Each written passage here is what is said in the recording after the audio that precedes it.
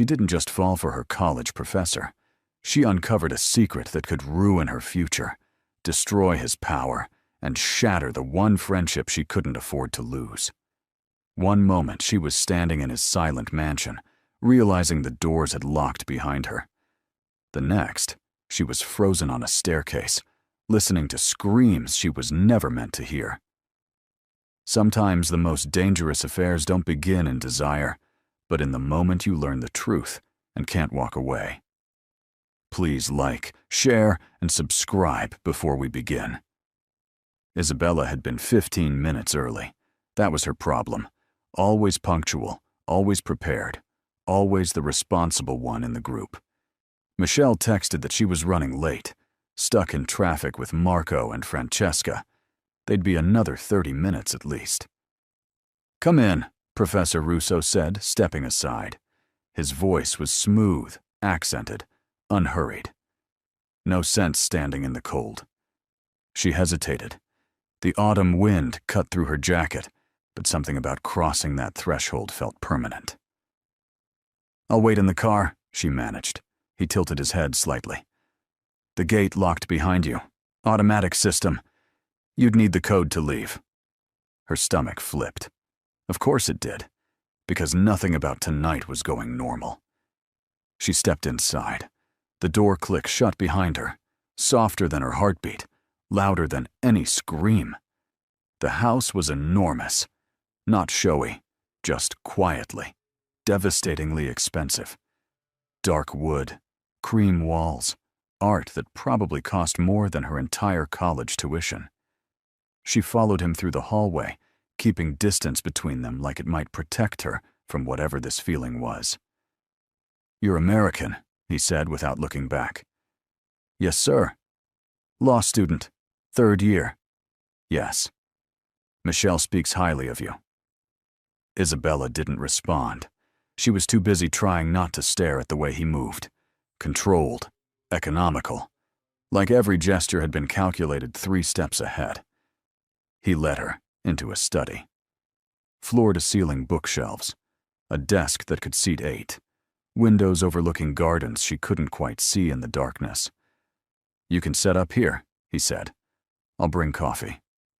"That's not necessary." But he was already gone. She stood alone in the study, pulse hammering. This was Michelle's father, her professor, a 60-year-old man who should not be making her feel like the air had turned to honey. She pulled out her laptop, tried to focus. Their group project was on international criminal law, ironic, considering how illegal her thoughts were becoming. Footsteps in the hallway, not his, heavier, urgent. Isabella looked up. Then she heard it, a muffled thump, a groan, the wet sound of something hitting flesh. Her breath stopped. Another sound, dragging. Something heavy being moved. Every instinct screamed at her to stay put. But Isabella Torres had never been good at listening to instincts. She was good at finding truth, at asking questions no one else would ask. She moved toward the door. The hallway stretched long and shadowed. The sounds came from upstairs. She should go back. She should sit down and pretend she heard nothing. Instead, she climbed. The stairs curved elegantly, each step silent under her sneakers. At the top, a corridor branched in 3 directions. Light spilled from beneath a door at the end, the only door that wasn't perfectly closed. Her hand shook as she reached for the handle. She pushed it open. The man in the chair was tied so tightly his hands had turned purple. Blood dripped from his mouth, his nose, a gash above his eye. His head lolled forward, unconscious or worse. 2 men stood over him, one holding pliers, the other a knife that caught the light like a promise. Isabella's scream tore out of her before she could stop it. All 3 men turned. The one with the knife moved first, stepping toward her. Then Professor Russo was there, blocking the doorway, his hand iron around her wrist. "Out," he said quietly. Not to her, to them. The men hesitated. Now. They moved like shadows, disappearing through a side door she hadn't noticed, taking the man in the chair with them. Within seconds, the room was empty except for the faint smell of copper and fear. Isabella yanked her arm free, stumbling backward. What was that? Domenico's face was perfectly calm. Too calm. Like he'd just been interrupted during a business call, not while torturing a man. You shouldn't have come up here. There was a man. He was bleeding. You saw nothing. I saw everything. His jaw tightened. For the first time, something flickered in his eyes. Not anger. Something colder. Go downstairs, Isabella. Forget what you think you saw. Think? She laughed, high and sharp. I know what I saw. I'm calling the police. She turned and ran. By the time she reached the foyer, her phone was already out. Her hands shook so badly she almost dropped it. The front door wouldn't open. She tried the handle again. Locked. The keypad beside it blinked red. Isabella. She spun around. He stood at the base of the stairs, hands in his pockets, watching her like she was a problem he was solving in real time. Let me out. Not until you listen. Let me out. He moved forward, not threatening, just inevitable. If you call the police, you'll regret it. Is that a threat? A fact. He stopped 3 feet away. Close enough that she could smell that cologne again, cedar and smoke and something she had no name for. There was no man, no blood. You walked into an empty room and let your imagination run. You're insane. Am I? Car headlights swept across the windows, voices outside. Michelle's laugh, Marco's complaint about traffic. Domenico held her gaze for 1 more second. Then he stepped past her and opened the door. Michelle burst in, all energy and apologies. Bella, I'm so sorry we're late. Papa, you didn't let her just stand here, waiting, did you? Of course not, Domenico said smoothly. We were having coffee, discussing her thesis. Isabella stared at him. His face betrayed nothing. Michelle hugged her. You look pale. Are you okay? She glanced at Domenico. He raised one eyebrow, almost imperceptible. A challenge. I'm fine. Good. Come on. Marco and Francesca are setting up in the dining room. Papa, thank you so much for letting us use the house. Anything for you, Tesoro. He kissed his daughter's forehead with such gentleness that Isabella's mind fractured. This man. This careful, loving father. And the man upstairs with blood on his hands. They couldn't be the same person. But they were. The group worked for 3 hours. Isabella contributed nothing. She sat at the massive dining table, laptop open, eyes on the screen, mind replaying everything. The man in the chair, the blood.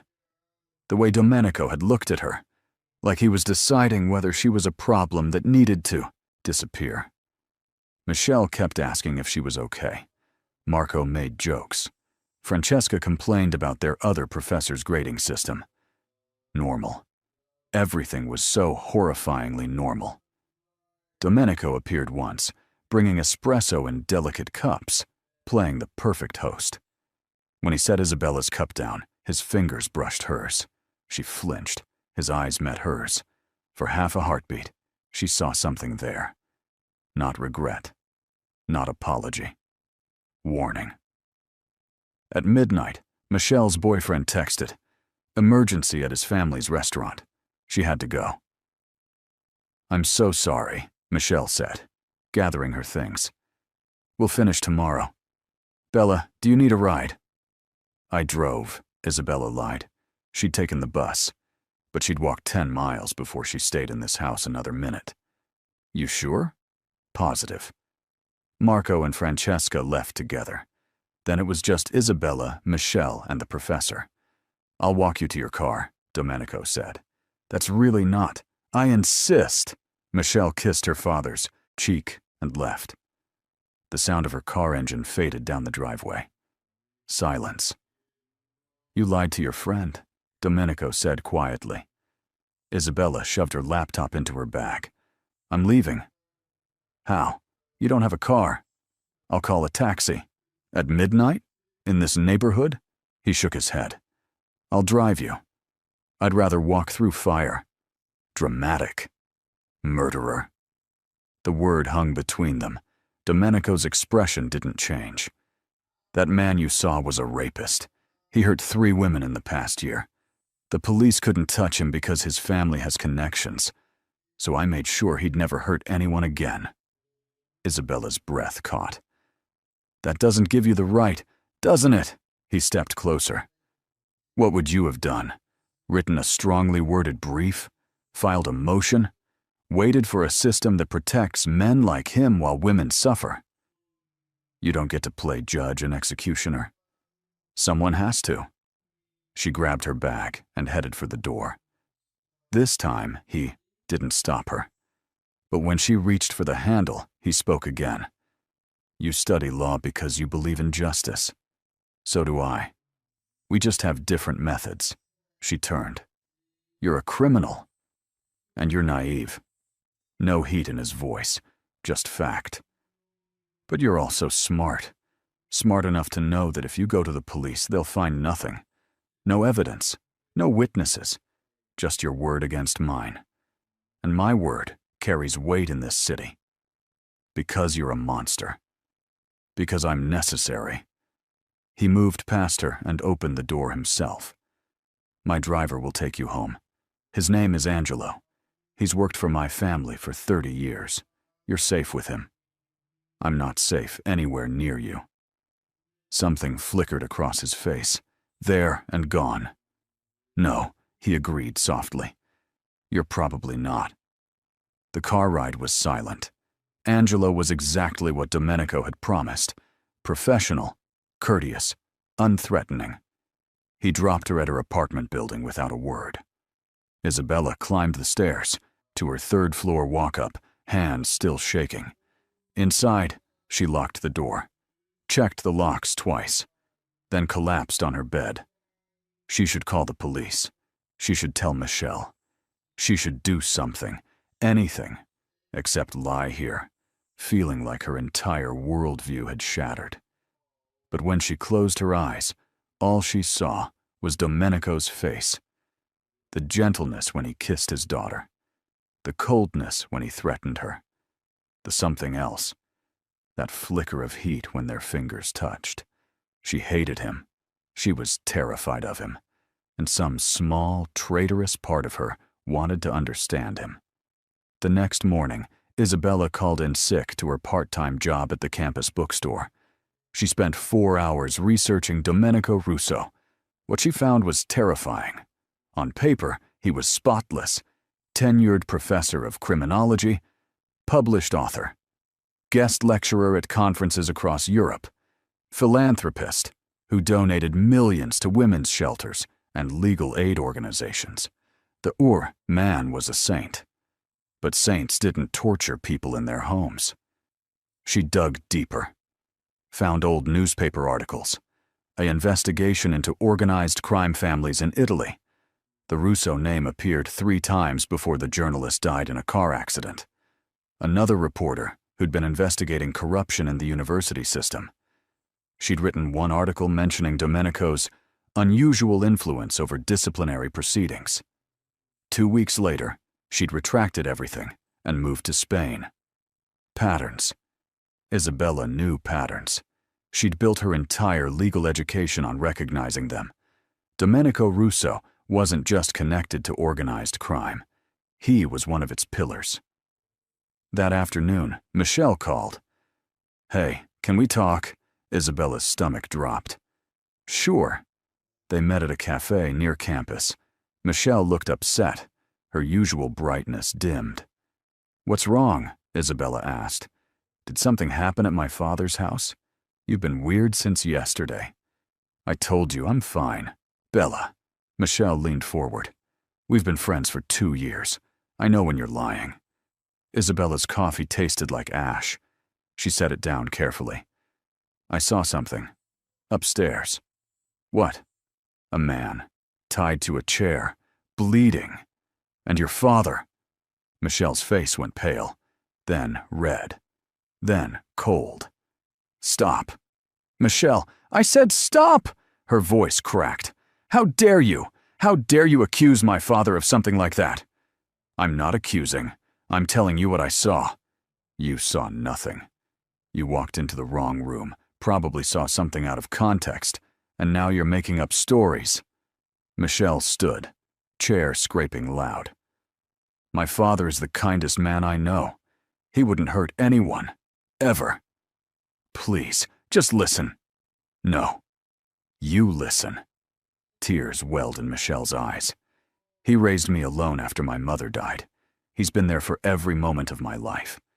And you spend 5 minutes in his house and decide he's some kind of monster? I know what I saw. Then you're delusional. Michelle left. Isabella sat alone, surrounded by the noise of the cafe, feeling more isolated than she'd ever felt. She'd lost her friend. And for what? To tell a truth no one would believe? Her phone buzzed. Unknown number. She almost didn't answer, but her hand moved on its own. Hello? Isabella. Domenico's voice, smooth as ever. I heard you spoke with Michelle. Her blood turned to ice. How? She's my daughter. She tells me everything. You knew she'd react like that. You wanted me to tell her. I wanted you to understand that some truths are too heavy to share, that sometimes silence is kinder. You're manipulating her. I'm protecting her. A pause. From reality. From ugliness. From men who would use her to hurt me, just like I'll protect you. I don't need your protection. You will. He hung up. That night, Isabella couldn't sleep. Every creak in her apartment sounded like footsteps.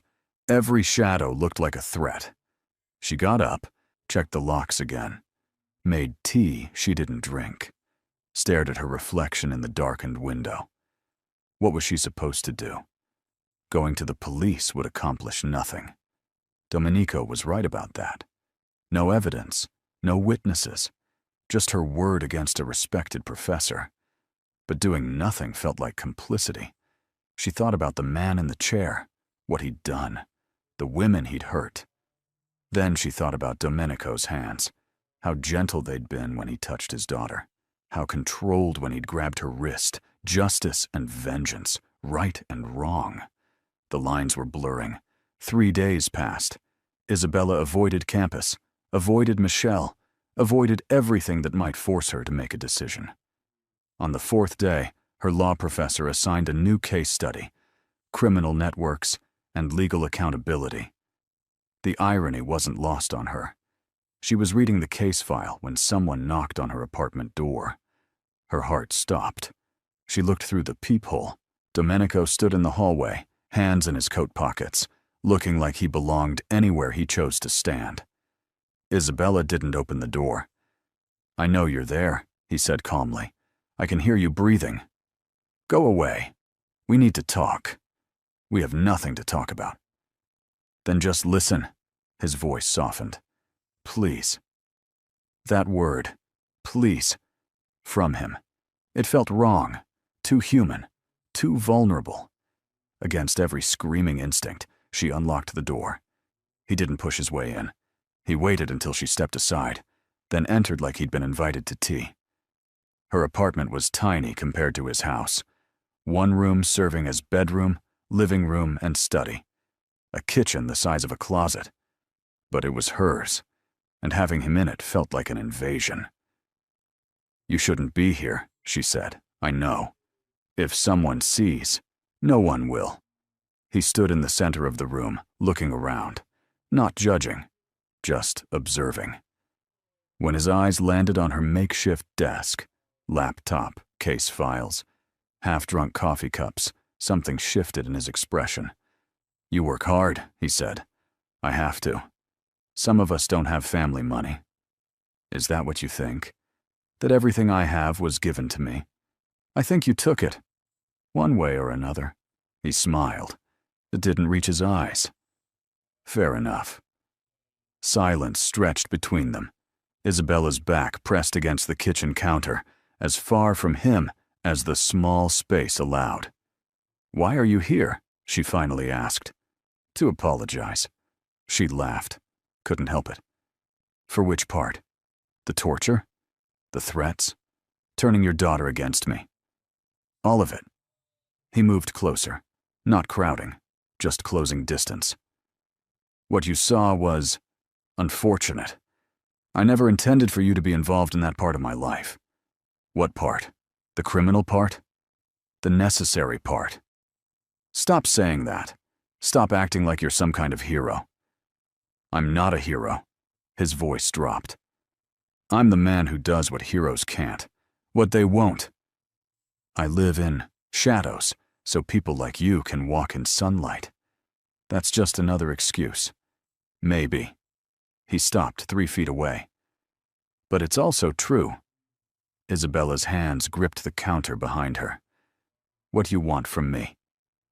"I want you to stop looking at me like I'm a monster." She faltered, because that wasn't quite how she looked at him anymore. Monster was too simple, too clean. He was something far more complicated. "I want you to understand," he continued, "that everything I do for a reason. The man you saw, he destroyed lives. He would have destroyed more. The system failed, so I didn't. You could have killed him. I could have. I didn't. That's supposed to make me feel better? It's supposed to make you think?" He was so close now she could see the silver threading through his dark hair, the faint lines around his eyes, the way his jaw tensed when he was choosing his words carefully. 60. He was 60. She was 23. And her heart was pounding so hard she thought he must hear it. "I need you to stay away from me," she whispered. "I will, if that's truly what you want." "It is. Then why are your hands shaking?" She looked down. He was right. Her hands trembled against the counter. "Because I'm scared. Of me. Of—" She swallowed. "Yes. Of you." He nodded slowly, like he'd expected that answer, like it hurt him anyway. "I would never harm you, Isabella. That's the one thing I need you to believe. How can I believe anything you say?" "You can't." He stepped back, putting distance between them again. "Trust has to be earned. I understand that. So I'll earn it. I don't want— I know what you want." His eyes locked on hers. "You want to pretend this never happened. To go back to your life where things make sense, where men are good or evil, and the world operates on rules you learned in a classroom. Yes, I can't give you that. But I can give you truth when you're ready for it. And safety. Always." He moved toward the door. "Lock this behind me. The deadbolt is broken. I'll have someone fix it tomorrow. Don't. It's not a request. This neighborhood isn't safe." Then he was gone. Isabella stood frozen for a full minute. Then she rushed to the door, checked the deadbolt. Broken. She'd been living here for 8 months and never noticed. How had he known? The answer came immediately, cold and certain. Because he'd been watching. Probably since the moment she walked into his house. Maybe longer. She should be terrified. She was. But underneath the terror was something else. Something that felt dangerously close to fascination. The next morning, there was a knock on her door. Isabella opened it to find a locksmith with a work order already filled out. "Deadbolt replacement," the man said cheerfully. "Prepaid." She didn't argue. 30 minutes later, her door had a new lock. Top of the line, the kind that cost more than her monthly rent. There was no note, no message. Just the lock and the unspoken understanding that Domenico Russo kept his promises, even the ones she didn't want him to keep. That afternoon, Isabella went to class for the first time in a week. Criminal procedure, taught by Professor Domenico Russo. She'd almost forgotten he was technically her teacher. When she walked into the lecture hall, he was already there, writing on the board. He didn't look up, didn't acknowledge her. She took her usual seat, middle row, left side. Far enough back to avoid attention, close enough to hear clearly. Michelle wasn't there. She'd probably switched sections. The class filled. Domenico turned to face them. His eyes found Isabella immediately, held for half a second, then moved on. "Today," he said, voice carrying effortlessly, "we discuss the line between justice and vengeance, where it exists, if it exists, and what happens when those who enforce the law decide the law itself is insufficient." Someone in the back, Yuck, raised their hand. "Isn't that just vigilantism?" "Is it?" Domenico leaned against his desk. "Consider a case. A man is credibly accused of sexual assault. Multiple victims. Clear evidence. But legal technicalities prevent prosecution. What should happen?" "The system should be fixed," a student offered. "Agreed. But while we're fixing the system, a process that could take years, this man is free. Free to hurt others.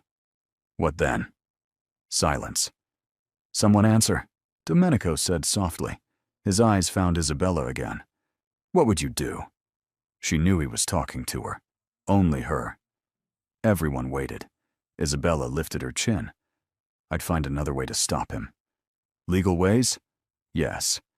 And if there were no legal ways, if you'd exhausted every option and the system had failed," her throat tightened, "then the system has failed. But that doesn't give me the right to become a criminal myself. Doesn't it?" He pushed off the desk, started walking through the aisles.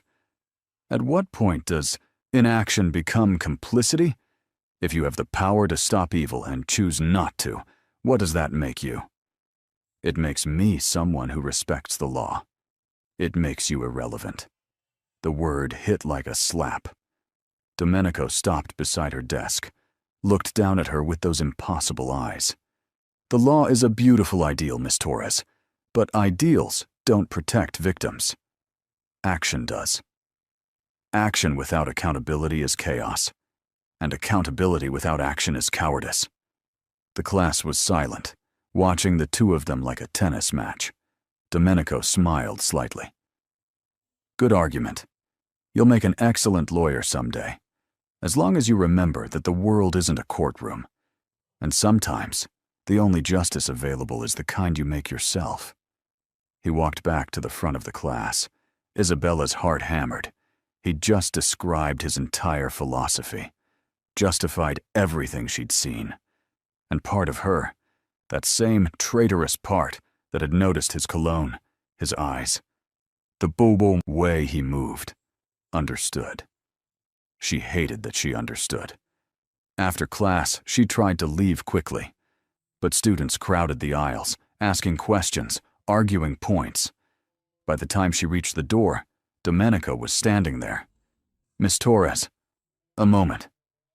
It wasn't a request. She followed him to his office, a space she'd never seen before. Books lined every wall. A window overlooked the campus courtyard. His desk was neat, organized, everything in its place. Control. Always control. He closed the door behind her. "You don't have to keep doing this," Isabella said immediately. "The lock, the class discussion, whatever game you're playing. This isn't a game. Then what is it?" He leaned against his desk, studying her. "You're angry with me. I understand. But you're also curious. You want to know how someone can teach law and break it simultaneously. I know how. You're a hypocrite. I'm a realist."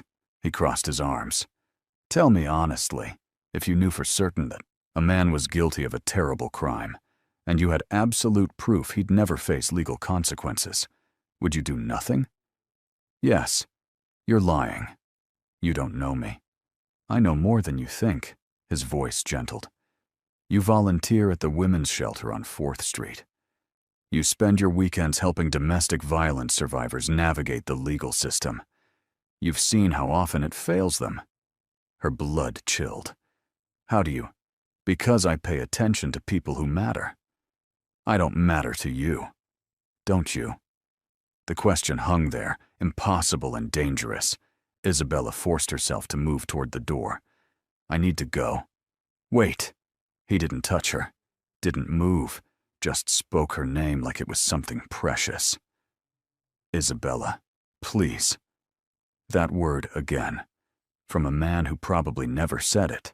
She stopped. I'm not asking you to agree with me, he said quietly. I'm asking you to see that the world isn't black and white, that sometimes good men do terrible things for the right reasons, and sometimes terrible men do good things for the wrong reasons. How do I know which one you are? You don't. Not yet. He straightened.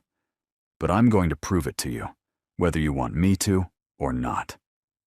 Why do you care what I think? For the first time, he hesitated. Something crossed his face. Surprise, maybe. Like he was asking himself the same question. I don't know, he admitted. But I do. Isabella left his office with her mind spinning. She made it halfway across campus before she had to sit down on a bench, just to breathe.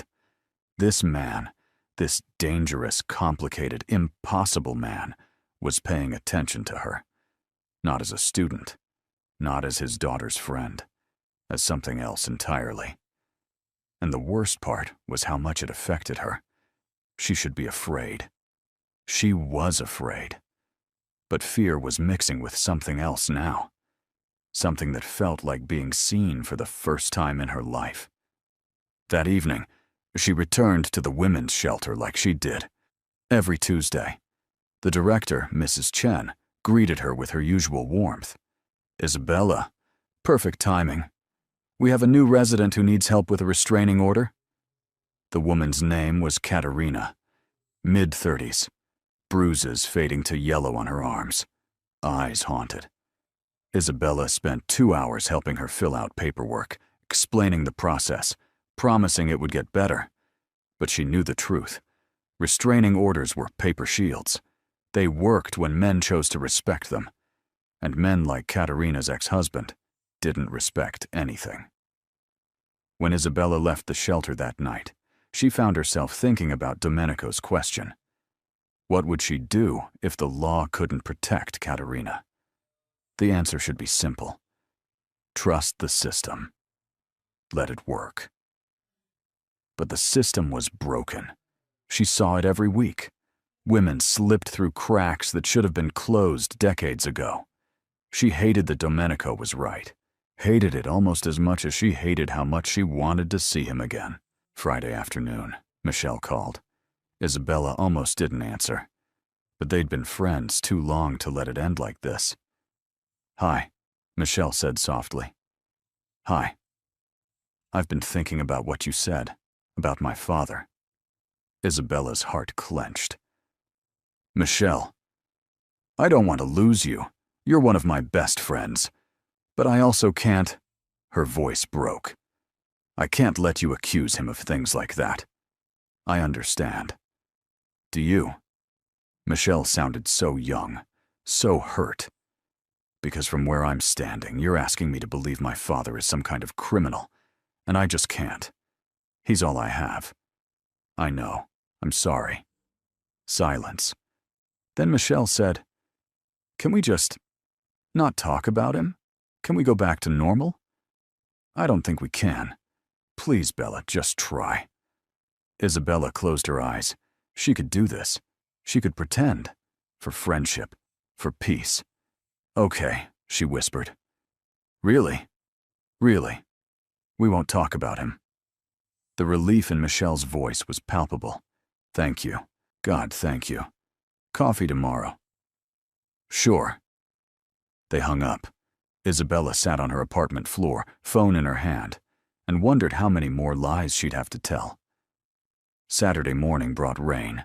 Isabella met Michelle at their usual cafe, umbrella dripping, smile forced. They talked about school, about Michelle's boyfriend problems, about everything except the one topic that mattered. It felt like wearing someone else's skin. Halfway through her latte, Michelle's phone rang. She glanced at the screen, smiled. It's Papa. 1 second. She walked outside to take the call. Isabella watched through the window. Michelle laughed at something Domenico said, twirled her hair, the kind of unconscious gesture that spoke of complete trust. How could the same man be two such different people? Michelle came back inside. Papa wants to know if you're free for dinner tomorrow. The whole group. He feels bad about last time being cut short. Every instinct screamed to refuse. Sure, Isabella heard herself say. Really? You're okay with that? It's fine. We're going back to normal, right? Michelle beamed. Right. But nothing about this was normal, and Isabella was starting to suspect it never would be again. Sunday arrived wrapped in fog that clung to the city like a secret. Isabella changed clothes 3 times before settling on jeans and a simple sweater. Nothing that could be misinterpreted as trying to impress anyone, especially not him. The lie felt thin even to her. Marco picked her up at 6. Francesca sat in the passenger seat, complaining about her statistics exam. Normal conversation. Normal people. Isabella clung to it like a lifeline. When they pulled through the gates of Domenico's estate, her stomach twisted. The house looked different in daylight, less menacing, just beautiful and old and expensive. Ivy climbed the stone walls. Gardens stretched in precise, manicured rows. It could have been a museum, a place where terrible things definitely didn't happen. Except they did. Michelle answered the door with a hug that felt desperate. You came. Of course I came. They moved through the foyer into a dining room Isabella hadn't seen before. The table could seat 12 easily. Crystal chandeliers caught the last of the evening light. Paintings that looked Renaissance-era lined the walls. Domenico stood near the windows, talking on his phone in rapid Italian. He wore dark slacks and a white shirt with the sleeves rolled to his elbows. Casual, human, devastating. When he saw her, he said something quick into the phone and hung up. Isabella, I'm glad you could make it. His eyes held hers a second too long. Thank you for having us, Professor. Domenico, please. We're not in a classroom. But they were in his territory, his world, where his rules applied. Dinner was elaborate. Multiple courses prepared by someone Isabella never saw. Pasta that melted on the tongue. Wine that probably cost more than her. Rinso. Conversation flowed around her.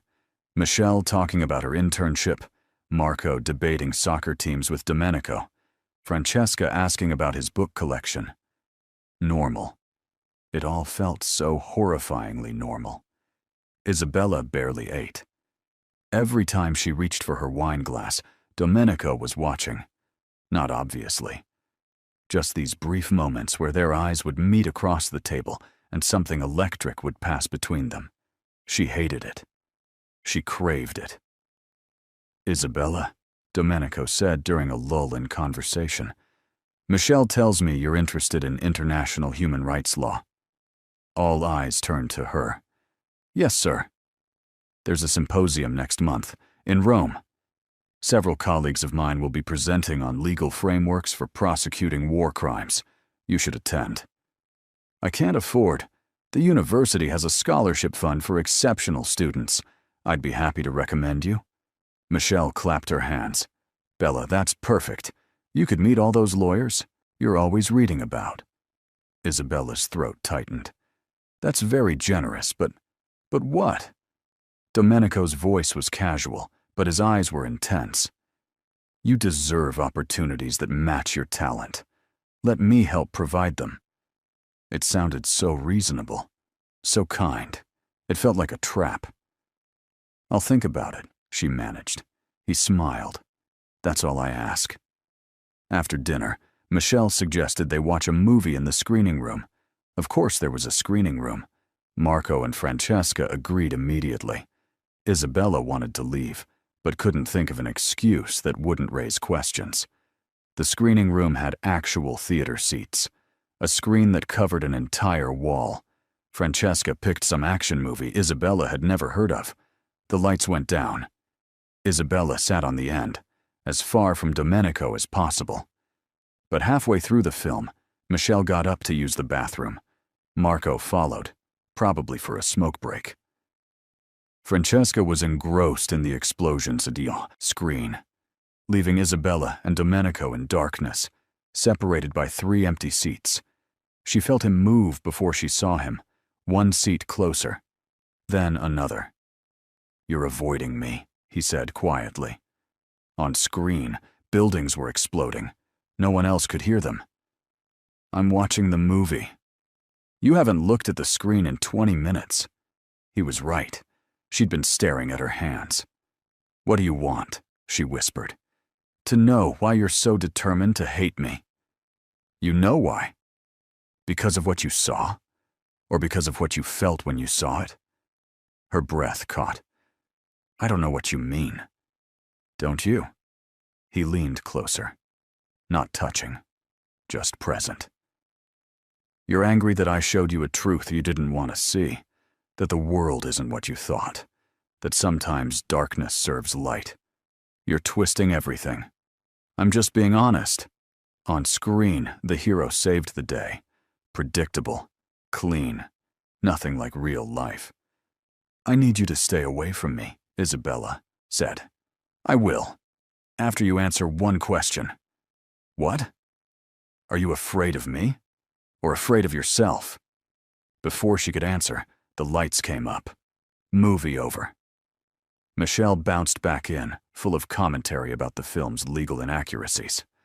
Marco and Francesca debated the ending. Isabella stood on shaking legs. "I should go. Early class tomorrow." "I'll drive you," Domenico offered. "That's not necessary. Angelo is off tonight. And it's late." Michelle touched her arm. "Let Papa drive you, Bella. I'd worry otherwise." Trapped again. Fine. The car was exactly what she'd expected. Sleek, black, expensive. Leather seats that probably cost more than her entire education. Domenico drove in silence for the first 10 minutes. The city passed by outside, lights and shadows, and people living normal lives. "You didn't answer my question," he finally said. "I don't owe you answers." "No, but I think you want to give them anyway." Isabella's hands fisted in her lap. "You want honesty?" "Fine. I'm afraid of both. I'm terrified that you're exactly as dangerous as I think you are, and I'm terrified that part of me doesn't care." He was quiet for a long moment. Then, "That's the first completely honest thing you've said to me. Does it make you happy, knowing you've got me this twisted up?" "No." His voice was rough. "It makes me feel like I've already failed you." "Failed me how?" "By wanting you when I have no right to." The words hung in the air like a confession. Isabella's heart hammered so hard she thought it might break through her ribs. "You're 60 years old. I know. I'm your student, your daughter's friend. I know that too. This is wrong on every level." Yes, he glanced at her, just for a second. "But it's also true." He pulled up outside her building. The street was quiet. No witnesses to whatever this was. Isabella reached for the door handle. "Wait," Domenico said. She froze. He turned in his seat to face her fully. In the dim light from the street lamp, his face was half shadow. "I won't pursue this. Whatever this is, I won't put you in that position." "Good. But I need you to know. If circumstances were different, if you weren't who you are, if I was a different man, I would." "Why are you telling me this?" "Because you deserve to know you're not alone in feeling it. Whatever it is." Isabella's throat burned. "I should hate you. You should. I saw what you did. I know. You're everything I'm supposed to stand against. I know that too." He leaned back, putting distance between them again. "Go inside, Isabella. Lock your door. Forget this conversation happened." She should. She absolutely should. Instead, she heard herself ask, "What happened to him? The man in the chair?" Domenico's jaw tightened. He's alive, recovering in a private facility. He'll never hurt anyone again, but he'll live. And that's justice to you? That's mercy. Justice would have been letting him die. She wanted to argue, wanted to tell him he was wrong, but the words wouldn't come. Instead, she got out of the car. Isabella didn't sleep that night. She lay in bed, staring at the ceiling, replaying everything. His words, his eyes. The way he'd said, wanting you like it cost him something. She should report him, for academic misconduct if nothing else. A professor admitting attraction to a student, that alone was grounds for dismissal. But she wouldn't, because he was right. She wasn't alone in feeling it, and that terrified her more than anything she'd seen in his house. Monday morning, Isabella arrived at criminal procedure 10 minutes early.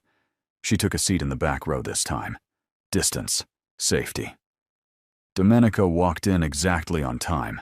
His eyes found her immediately, registered the change in seating, then moved on without comment. He taught brilliantly. He always did. Making complex legal theory accessible, challenging them to think beyond textbook answers. Isabella took notes mechanically, not hearing most of it. When class ended, she was the first one out the door. She made it halfway across campus before she heard footsteps behind her. Running away, she spun. Domenico stood there, hands in his pockets, looking infuriatingly calm. "I'm going to class." "You don't have another class for 2 hours. How do you know my schedule?" "I pay attention." He closed the distance between them. "You changed seats. I needed a better view of the board. You needed distance from me." "Yes," she admitted. "I did." He nodded slowly. "I understand. I'll try to make this easier." "How?" "I'm taking a sabbatical, starting next week. Professor Martinez will take over my courses for the rest of the semester." Isabella's stomach dropped.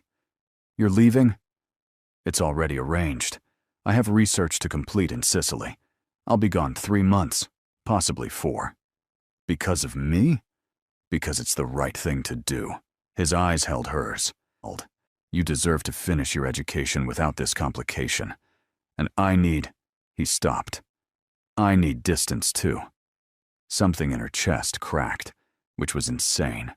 She should be relieved. This was what she wanted, wasn't it? "When do you leave?" she asked. "Saturday." 5 days. Michelle must be upset. She'll join me for a few weeks during her break. She doesn't know the real reason I'm going. "What did you tell her?" "The truth, that I need to finish my book." He smiled without humor. "Just not the whole truth." They stood there in the middle of campus, students flowing around them like water around stones. "I should go," Isabella said. "Yes." But neither of them moved. "Will you—" She stopped. "Never mind." "Will I what?" "Will you be safe? In Sicily?" Something shifted in his expression. Surprise. Then something warmer. "Are you worried about me, Isabella?" "I'm worried you'll do something terrible, and I'll have to live with knowing I could have stopped you." "That's not an answer." "It's the only one you're getting." He smiled. A real smile this time. "Fair enough. Yes, I'll be safe. Sicily is home. I'm more dangerous there than anywhere else." That should frighten her. Instead, it made her feel something dangerously close to relief. "Goodbye, Professor." "Domenico," he corrected softly. "When we're not in a classroom, I'm just Domenico." "Goodbye, Domenico." She walked away before she could do something stupid, like ask him to stay, or tell him she'd miss him, because she wouldn't. She absolutely wouldn't. The week passed in a blur. Professor Martinez took over classes without explanation. Michelle was distracted, sad about her father leaving. Marco and Francesca complained about the teaching change. Isabella threw herself into studying. Midterms were approaching. She had a moot court competition to prepare for. Real life. Normal things. But every night she lay awake thinking about Saturday, about Domenico getting on a plane and disappearing for months, about how much she hated that it mattered. Friday evening, Michelle called.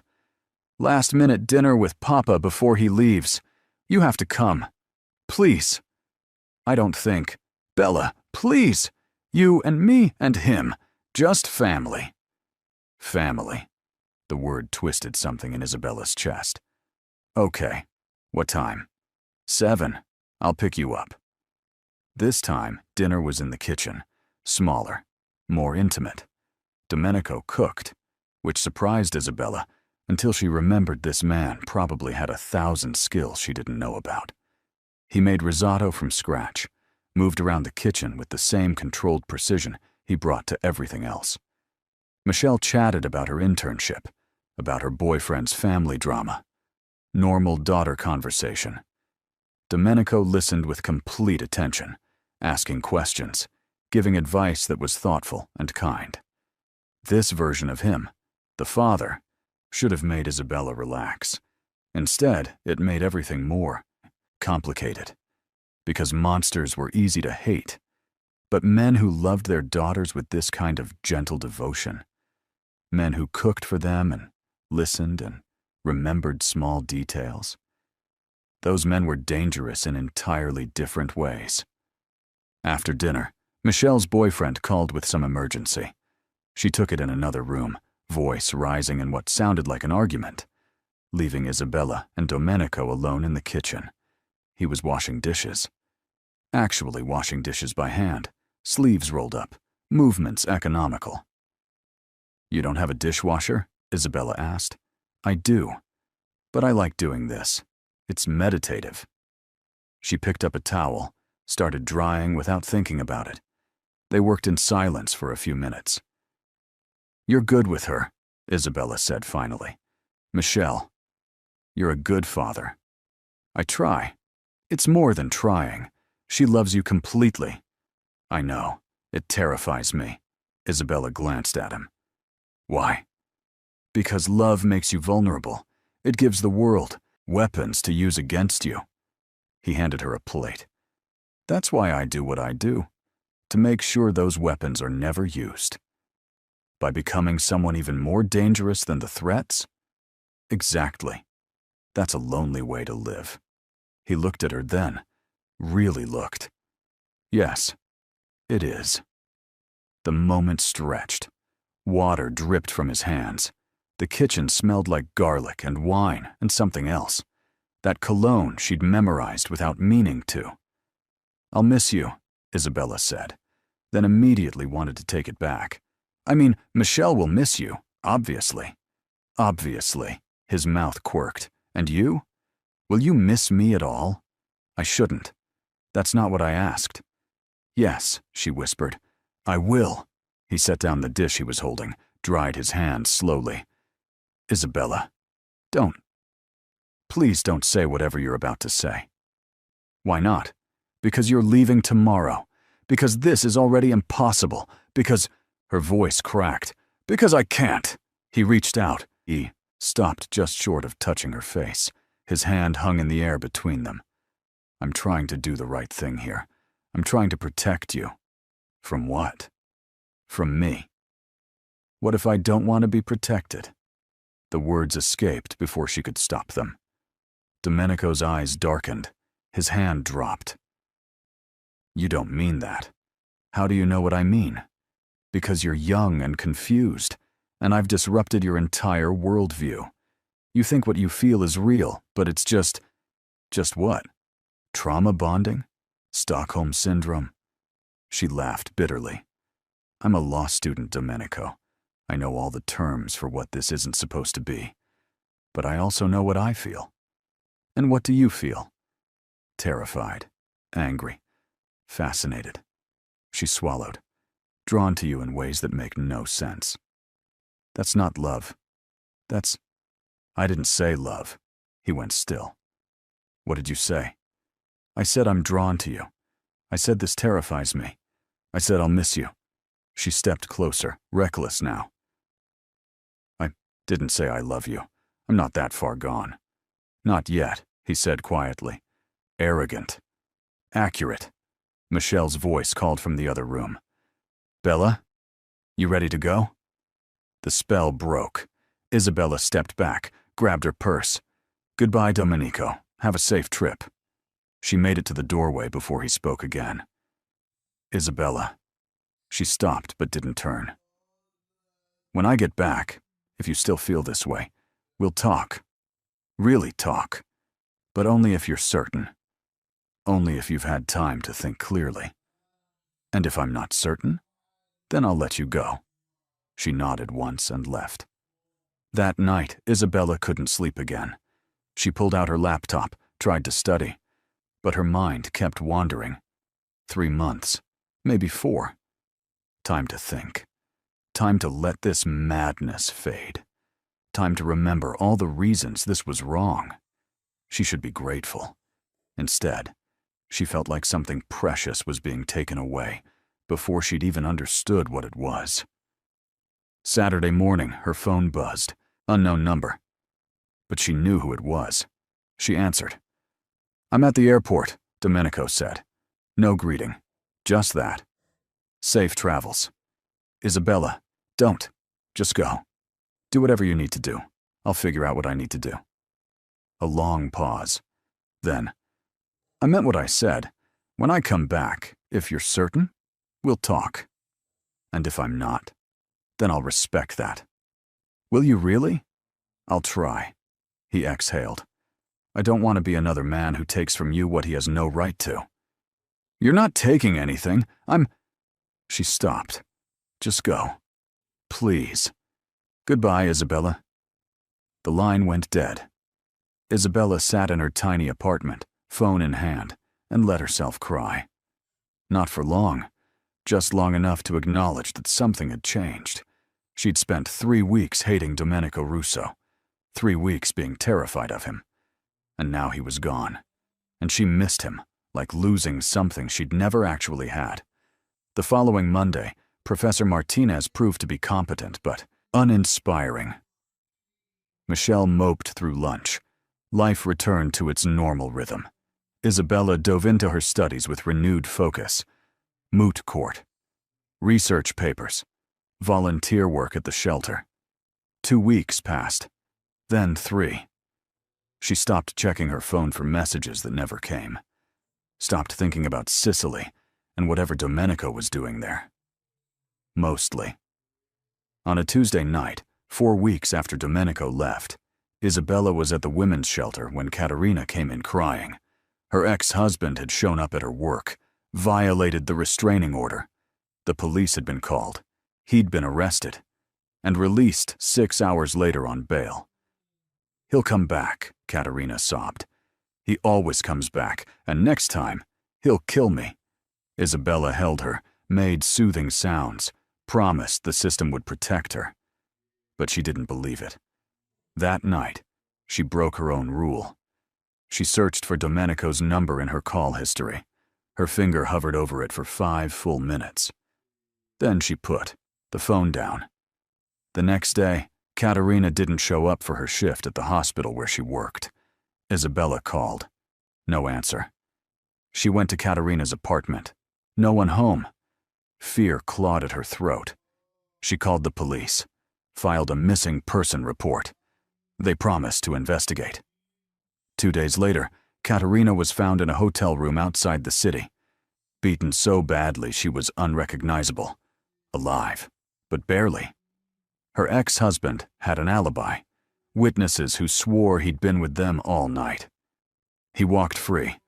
Isabella sat in the hospital waiting room staring at her hands. The system had failed. Again. Caterina would live, but she'd never be the same. And her abuser would eventually do this to someone else, unless someone stopped him. The thought came unbidden, unwelcome, but it came. Isabella pulled out her phone, found the number, stared at it for a long time. Then she typed a message. I need to talk to you. It's important. She hit send before she could reconsider. 3 minutes later, her phone rang. Isabella. Domenico's voice, rough like he'd been sleeping. "What's wrong?" She told him everything, about Katerina, about the system failing, about her ex-husband walking free. She didn't ask for help. She didn't have to. When she finished, there was a long silence. Then Domenico said, "Give me his name." "I can't. Give me his name. This isn't why I called. I just needed—" What did she need? "I just needed to tell someone who would understand. I understand, and I'm asking for his name." "Domenico, do you want him to hurt someone else? Another woman? Maybe someone with children next time?" Isabella's eyes burned. "No. Then trust me. I can't ask you to—" "You're not asking. I'm offering." His voice gentled. "Let me help, Isabella. Let me do what you can't." She should say no, should hang up, should do literally anything except what she did next. "His name is Victor Sokolov." "I'll handle it," Domenico said. "What does that mean?" "It means he'll never hurt anyone again. And you won't have to know the details." "I want to know." "No, you don't." "Yes, I do. If I'm asking you to do this, you're not asking. I'm choosing. There's a difference. Domenico, go home, Isabella. Take care of yourself. Let me take care of this." He hung up. Isabella sat in the hospital parking lot for 20 minutes, shaking. She'd just done something irreversible, crossed a line she'd sworn she never would. And the worst part? She didn't regret it. 5 days later, Viktor Sokolov disappeared. The police investigated, found nothing. No body. No evidence. Just gone. Katerina recovered slowly, moved to another city, started over. Isabella never asked Domenico what happened. He never told her. But 2 weeks after Victor vanished, a text came through from an unknown number. "She's safe now. So are the next ones he would have hurt." "Sleep well." Isabella deleted the message immediately. But she did sleep better. 6 weeks after Domenico left, Michelle announced she was flying to Sicily for spring break. "Come with me," she said over coffee. "Papa would love to see you, and you need a break." "I can't afford. Papa said he'd cover it. He specifically asked me to invite you." Isabella's heart stuttered. "He did?" "Yeah. He said you seemed stressed last time he saw you. Thought a vacation might help." It was a terrible idea. It was possibly the worst idea in the history of ideas. "Okay," Isabella said. "I'll come." Michelle squealed and hugged her. Isabella sat there, wondering what she'd just agreed to, and knowing, deep down, that she'd been waiting for this excuse all along. The flight to Sicily was long. Michelle slept most of the way. Isabella stared out the window, watching the ocean pass below, wondering if she was making the biggest mistake of her life. They landed in Palermo in the early evening. The air smelled like salt, and flowers, and something ancient. A car was waiting. Not Angelo, someone else. Younger, more dangerous looking. He drove them through narrow streets to a house on the edge of the city. Not as large as Domenico's estate back home, but older, more beautiful, overlooking the Mediterranean. Domenico stood in the doorway, waiting.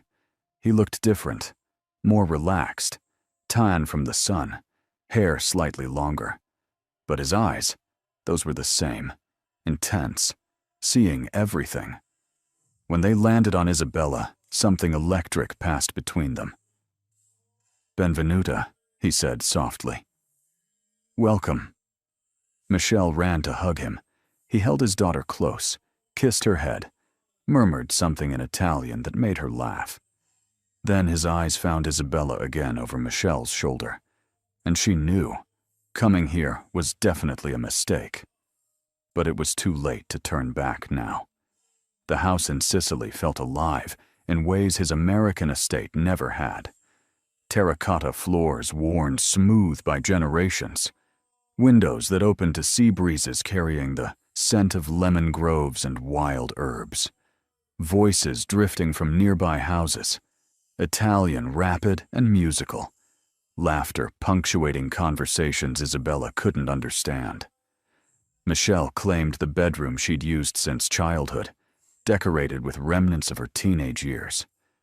Isabella was given a guest room down the hall. Simple, beautiful.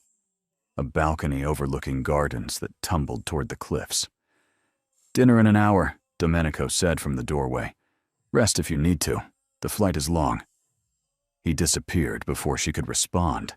Isabella unpacked slowly, hands shaking slightly. She shouldn't be here. Every instinct screamed it. But when she stepped onto the balcony and saw the Mediterranean stretching endless and blue, something in her chest loosened. This place was different, away from rules and roles and everything that made their connection impossible. Here, she could almost pretend they were just two people. Almost. Dinner was on the terrace. Simple food. Pasta with fresh tomatoes, grilled fish, wine that tasted like sunshine. Michelle talked nonstop about her internship, her boyfriend, her plans for after graduation. Domenico listened with the same careful attention he always gave his daughter. Asked questions, offered advice, the perfect father. But every so often, his eyes would drift to Isabella, just for a second, then away again. She felt each glance like a touch. "How's your research going, Papa?" Michelle asked. "Well, I've made significant progress on the book." "What's it about?" Isabella heard herself ask. He looked at her fully then. The intersection of moral philosophy and legal enforcement. When the law fails to provide justice, what obligations do individuals have to act? "Sounds like you're justifying vigilantism," she said quietly. Michelle laughed. "Bella's always so serious about this stuff. It's just theory, right, Papa?" "Right," Domenico agreed, but his eyes held Isabella's. "Just theory."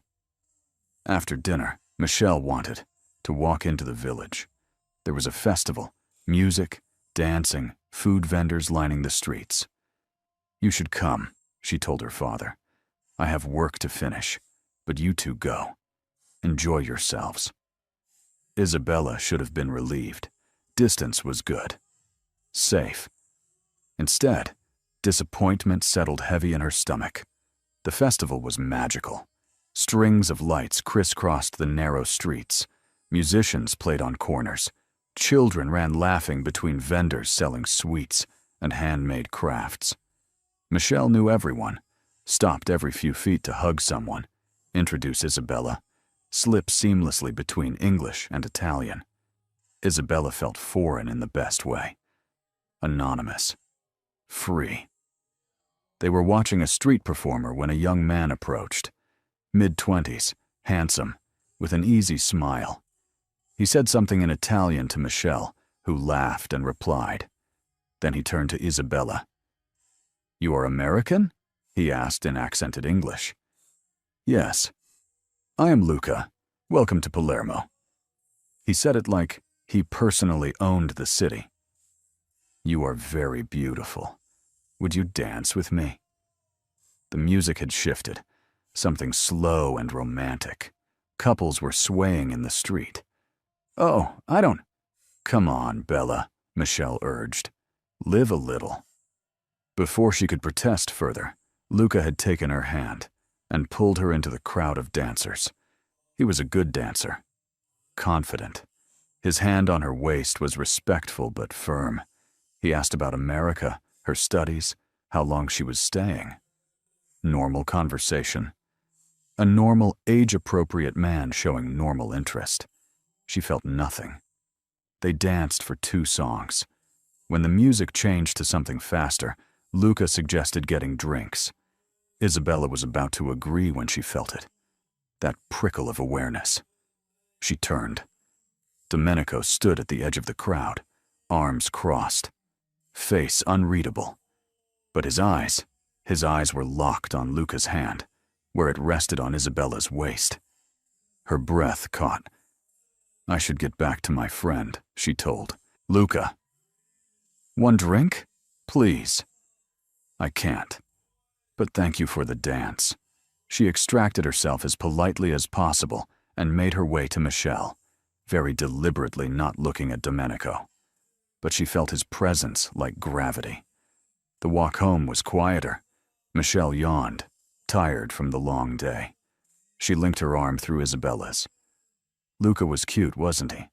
I guess. You guess? Bella, he was gorgeous and totally into you. I'm not interested. Why not? You're always so focused on school. You never date. You never even look at guys. Because the only man I look at is your father, Isabella thought, but said, I'm just busy. School is important. School isn't everything.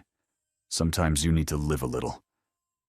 Isabella thought about Domenico watching her dance, the darkness in his eyes, the tension in his jaw. Maybe you're right, she said softly.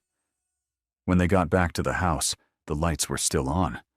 Domenico sat on the terrace, laptop open, glass of wine, beside him. Michel kissed his cheek. We're exhausted, heading to bed. Night, Papa. Buonanotte, tesoro. Michel disappeared inside. Isabella should have followed. Instead, she found herself walking onto the terrace. Can't sleep, she asked.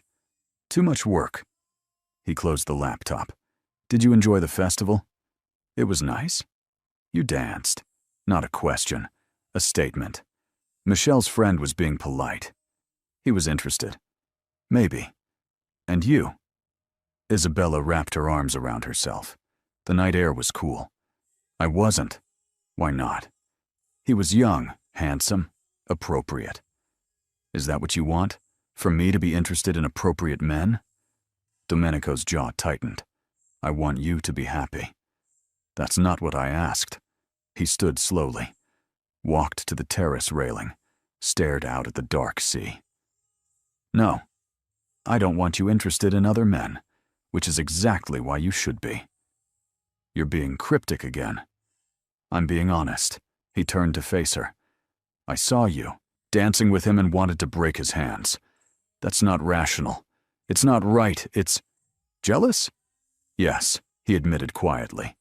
Furiously, irrationally jealous of a boy who was doing nothing wrong except touching what I have no right to want. Isabella's heart hammered. You left to avoid this. I left to give you space, time to think clearly, to realize this. He gestured between them, is impossible. And has it worked? Are you thinking clearly now? No. If anything, I'm thinking less clearly than ever. She stepped closer. Reckless. Why? Because I spent 6 weeks convincing myself I could forget you. That distance would cure this. And then you walked off that plane, and I knew... He stopped. I knew I was lying to myself. They stood 3 feet apart. The sea whispered against the cliffs below. Somewhere in the village, music still played. What do we do? Isabella whispered. I don't know. We can't... I know. Michel would never forgive either of us. I know that too. You're twice my age. More than. This is wrong on every level. Yes, he moved closer, 1 step. But I'm finding it harder to care about that. You should care. We both should. Should. His eyes searched her face. But do you? The lie wouldn't come. No, I don't. His hand lifted, hesitated. If I touch you, I won't want to stop. Then don't touch me. Isabella, I mean it. Don't touch me. Don't make this harder. Her voice broke. Just let me go back to pretending this isn't happening. He dropped his hand immediately, stepped back. You're right. I'm sorry. She should leave. Walk inside. End this before it became something they couldn't take back. But her feet wouldn't move.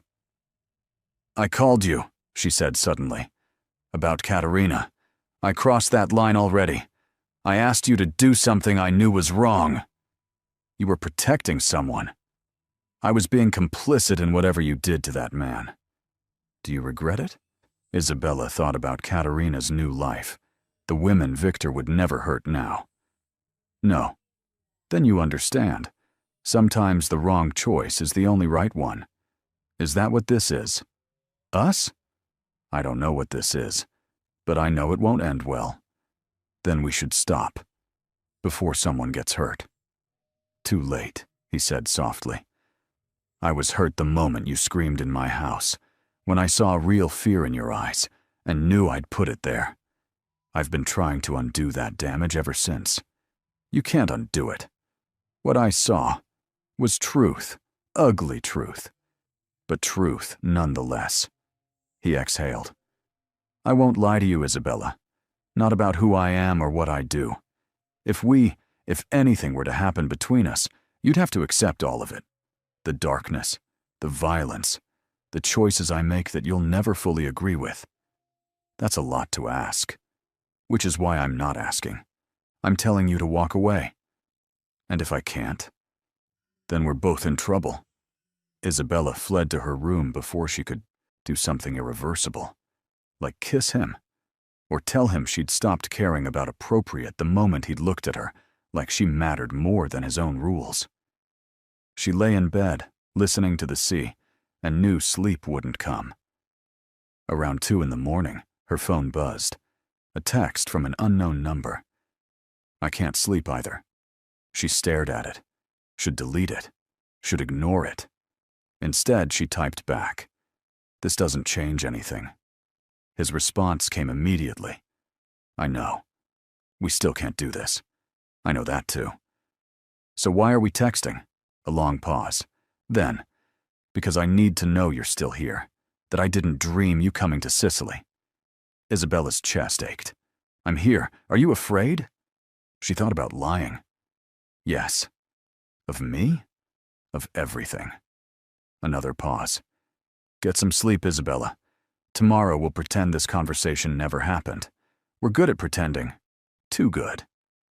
She set the phone down, closed her eyes, and for the first time in weeks, fell asleep thinking about tomorrow instead of dreading it. Morning brought sunshine and the smell of fresh bread. Isabella found Michelle and Domenico on the terrace, having breakfast. Normal. Domestic. Achingly painful.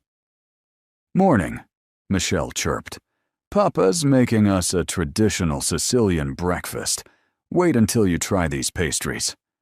Domenico's eyes met Isabella's briefly, gave nothing away. Coffee? Please. She sat. Ate. Participated in conversation about the day's plans. Michelle wanted to visit the beach, maybe drive to a nearby town famous for its ceramics. Domenico begged off. Too much work. Isabella felt both relief and disappointment in equal measure. The beach was beautiful. Michelle spent hours in the water, while Isabella stayed on the sand, reading a book she couldn't focus on. Her phone buzzed around noon. Unknown number. Is she trying to drown herself, or does she always swim that far out? Isabella looked up, scanned the cliffs above the beach, couldn't see him but knew he was there.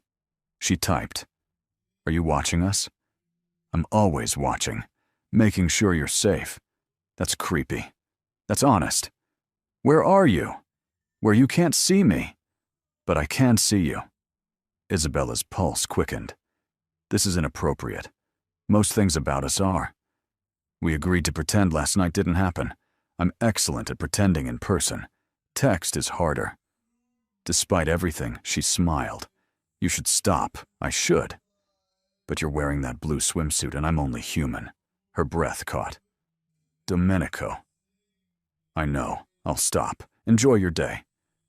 The messages ended, but Isabella's heart raced for another hour. That evening, Michelle's boyfriend called.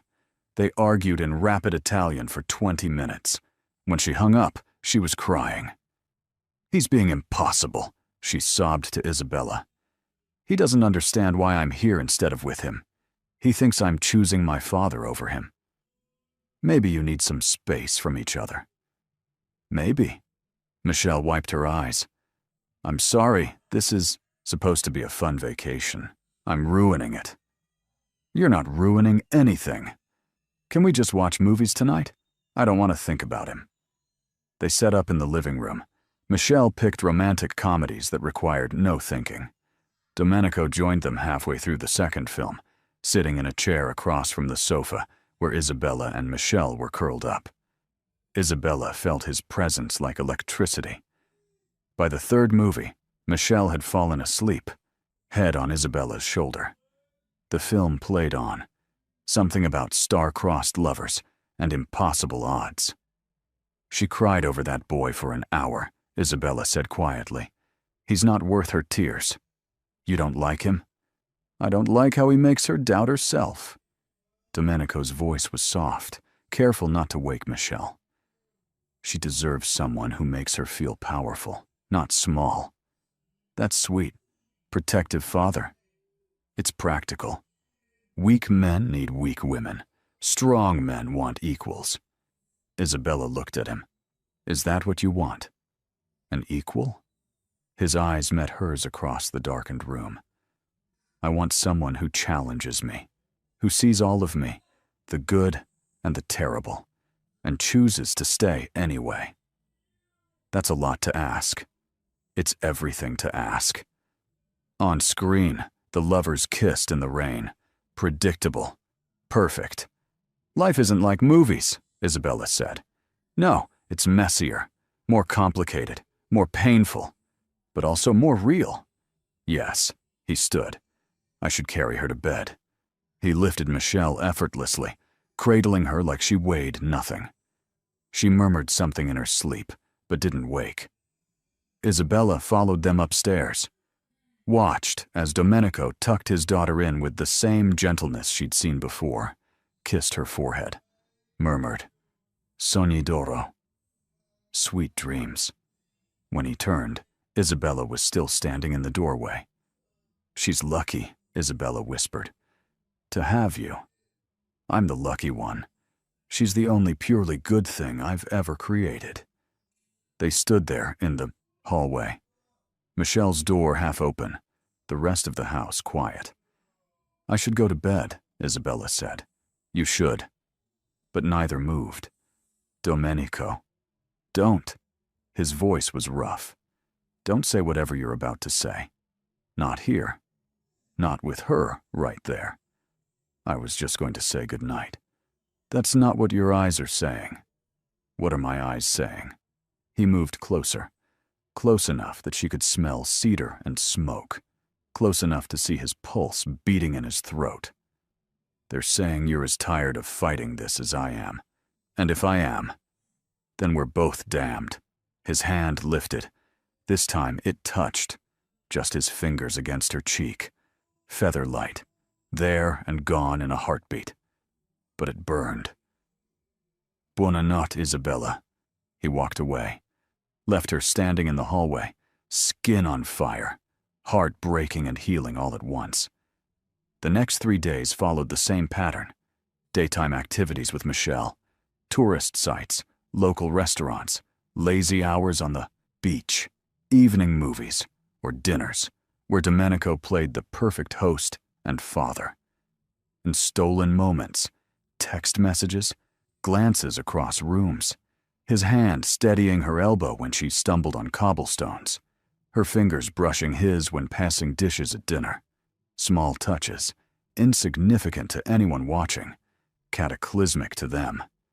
Isabella felt like she was living 2 lives, one where she was Michelle's friend, enjoying a beautiful vacation, another where every interaction with Domenico felt like foreplay to something inevitable. On the 4th night, Michelle announced she was going to a club with some local friends she'd known since childhood. You should come, Bella. I'm tired. Think I'll just read and go to bed early. You sure? Positive. Have fun. After Michelle left in a whirl of perfume and excitement, the house fell quiet. Isabella sat on her balcony, book unopened in her lap, listening to the sea. She heard him before she saw him. Domenico appeared in her doorway. May I join you? She should say no. Yes. He stepped onto the small balcony. There was only one chair. He leaned against the railing instead, giving her space. Michelle thinks you're tired, he said. I am. Of the vacation? Or of pretending? Both, he nodded slowly. I'll take her back to Palermo tomorrow. Get you an earlier flight home. This was a mistake. Was it? Wasn't it? We're torturing ourselves and risking hurting her. You're right. Isabella set her book aside. It was a mistake. I should never have come. But you did. But I did. Why? She stood, moved to the railing beside him. You know why. I want to hear you say it. Because I missed you. Because 6 weeks without seeing you felt like suffocating. Because I'm apparently insane enough to fly across the ocean for a man I should be running from. Domenico's hands gripped the railing, knuckles white. Isabella, your turn. Why did you invite me? I didn't. I asked Michelle to invite you because I'm a coward who couldn't do it myself. Why? Because I knew if I heard your voice, I'd say things I can't take back. Like what? He turned to face her. Like I haven't thought about anything but you for 6 weeks. Like I've started 3 different relationships with appropriate, age-appropriate women, and ended them all within days because they weren't you. Like I'm falling for you in ways that defy logic and morality and every rule I've ever lived by. Isabella's breath stopped. Like I want you, he continued, voice dropping, in ways that should be illegal, in ways that probably are in some jurisdictions. I want to know every thought in that brilliant mind, every dream, every fear. I want to protect you from everything, including myself. I want to be the man who makes you feel safe, and the man who makes you feel alive. I want, he stopped, swallowed hard. I want things I have no right to want. The sea whispered, night wrapped around them. Isabella's hands shook. If I kiss you right now, everything changes. Yes, Michelle would be devastated. Your position at the university would be compromised at minimum, destroyed at worst. The age difference is unconscionable. Then tell me to go inside. Tell me this is wrong. It is wrong, he said. All of it. Every part. Then say it. Tell me to leave. His eyes held hers. I can't. Why not? Because I'm a selfish bastard who's tired of doing the right thing when it feels like dying. Isabella moved before she could think. 1 step. 2. Until they were inches apart. I'm 23 years old, she whispered. I know my own mind. I'm not some naive girl you're manipulating. I see exactly what you are, what you've done, the darkness you carry, and I don't. His voice was ragged. Don't say it unless you mean it. I'm choosing this, with my eyes open, knowing all of it. You can't possibly, she kissed him. For 1 heartbeat, he didn't move. Frozen. Letting her make the choice, giving her time to pull back. Then his control shattered. His hands came up to frame her face, gentle despite the hunger in his kiss, like she was precious, breakable, something to be worshipped even as he claimed her. Isabella's hands, fisted in his shirt, pulled him closer.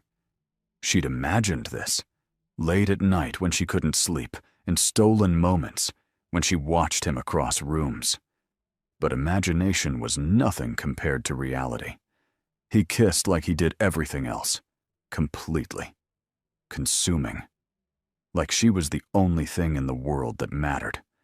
When they finally broke apart, both breathing hard, his forehead rested against hers. We can't take this back, he said. I know. Everything becomes complicated now. I know that too. Isabella, his thumb traced her cheekbone. I'm going to want all of you. Not just moments, not just secrets, everything. That's terrifying. Should I apologize? No. She kissed him again, softer this time. Just promise you mean it. That this isn't just... It's not. He pulled back to meet her eyes. I don't do casual. I don't do temporary. If we do this, I'm all in. Completely. Catastrophically. And I'll expect the same from you. That's a lot of pressure. That's honesty. Isabella's heart hammered. This was insane. Reckless. Everything she'd been taught to avoid. But it was also the most honest she'd felt in her entire life. I'm all in, she whispered. They stayed on the balcony for hours, talking, kissing, learning each other in ways that had nothing to do with touch and everything to do with truth. He told her about his wife, Michelle's mother, who died when Michelle was 5. A car accident. Quick. No suffering. He told her about inheriting his family's organization, about the choice he'd made to use power for protection instead of exploitation, about the weight of being responsible for hundreds of lives. She told him about growing up poor, about her mother working 3 jobs to send her to college, about her fear that she'd never be enough, smart enough, strong enough, worthy enough. You're everything, he said against her hair. Don't you know that? I'm ordinary. You're extraordinary, and I intend to spend considerable time proving it to you. Considerable time? How long are we talking? He smiled against her temple. The rest of my life, if you'll let me. It was too much, too fast, too impossible. But Isabella found herself saying, ask me again in 6 months. I'll ask you every day until you say yes. Around 2 in the morning, they heard the car. Michelle returning. Reality crashed back in. They separated quickly. Domenico ran a hand through his hair, trying to look less disheveled. Isabella pressed her fingers to her lips, swollen from kissing. She can't know, Isabella whispered. Not yet. Agreed. We need to figure out how to tell her. Do this right. Is there a right way? Probably not. But we owe it to her to try.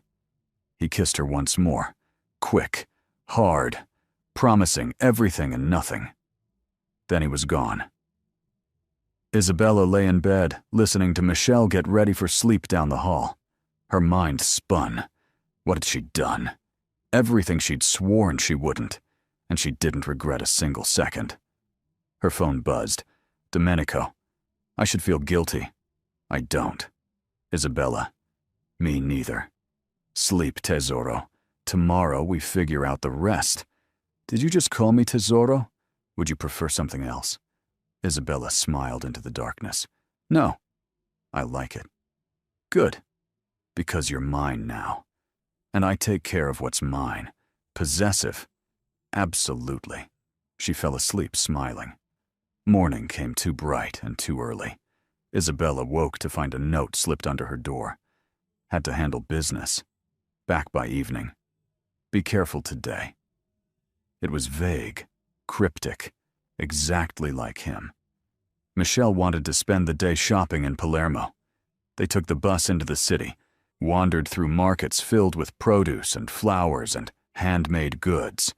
Everything felt different now. The world had shifted on its axis. Colors seemed brighter. Food tasted richer. Even the air felt charged with possibility. Isabella was in love. The realization hit her somewhere between a vendor selling lemons and another offering fresh ricotta. She was in love with Domenico Russo, a man twice her age who tortured criminals in his spare time. A man who was her professor, her best friend's father. She should be horrified. Instead, she felt free.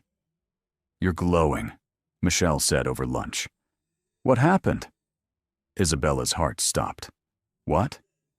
You look happy. Different. Did something happen last night? I just slept well. Liar, Michelle grinned. Did you meet someone? Was it Luca? Did he find you on social media? No, nothing like that. Then what? Isabella took a breath. I think I just finally figured some things out. About what I want. Which is your father. I'm still figuring that part out. Michelle reached across the table, squeezed her hand. Whatever it is, I'm happy for you. You deserve good things, Bella. You work so hard. You give so much. It's time someone gave back to you. Guilt twisted Isabella's stomach. Michelle had no idea how true that was, or how devastated she'd be when she found out. They returned to the house around 6. Domenico's car was in the driveway. Isabella's pulse quickened.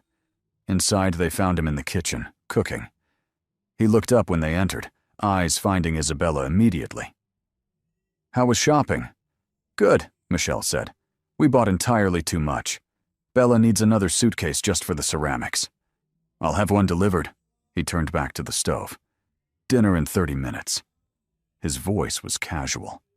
But when Michelle turned to put away her bags, he looked at Isabella again, just for a second. And she saw heat. Promise. Hunger barely contained. She excused herself to change before she did something stupid, like cross the kitchen and kiss him in front of his daughter. Dinner was torture. Every accidental brush of hands passing dishes, every moment their eyes met across the table. Isabella felt like she was burning from the inside out. Michelle talked about her boyfriend again.